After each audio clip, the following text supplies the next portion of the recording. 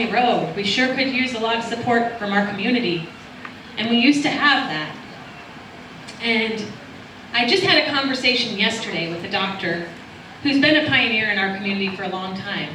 And we were discussing the fact of breastfeeding mothers who need access to cannabis for medical purposes. And he said that he recommends to all of his patients that they stop breastfeeding their youth instead of using cannabis. And I said, well, wait a minute here. You're in Washington State and you're telling your patients not to breastfeed their children over cannabis use? When I stood up to the establishment in Billings, Montana, get it together. Grow a pair, man. Honestly, we need our doctors to stand up for us. It shouldn't be us patients standing up to them. It should be them standing up for us. It shouldn't be us fighting on our own against the medical establishment. Do you know that people can still be denied an organ transplant based solely on their cannabis use? Sentenced to death because they use something that you can walk into the store and buy on the street?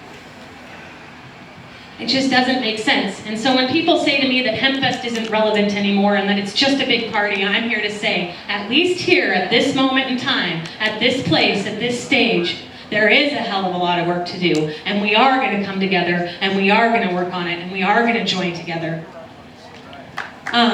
Douglas Hyatt was our next speaker we were going to have, and he's actually in court right now, and that's why he can't be here.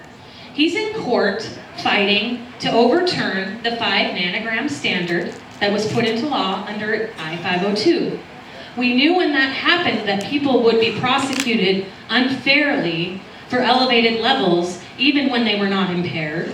We said it, we told, provided all the research that exists, made studies from around the globe, just as Colton mentioned, lots of research around the globe, not a whole lot here in America. I can tell you about that if you're interested in why that happens that way. But Douglas is right now in court fighting for somebody who's been charged wrongfully with DUI, who was not impaired, but simply had the crime of 5 nanograms of THC in their system. That's it. It's illegal. You cannot drive with 5 nanograms in your system. And if you're Colton and you're under 21, you cannot drive with 0 nanograms in your system, no matter what your impairment level is. So that's just here in Washington State. No home grow. We have a DUI provision that needs to be overturned. We have patients who can't get access.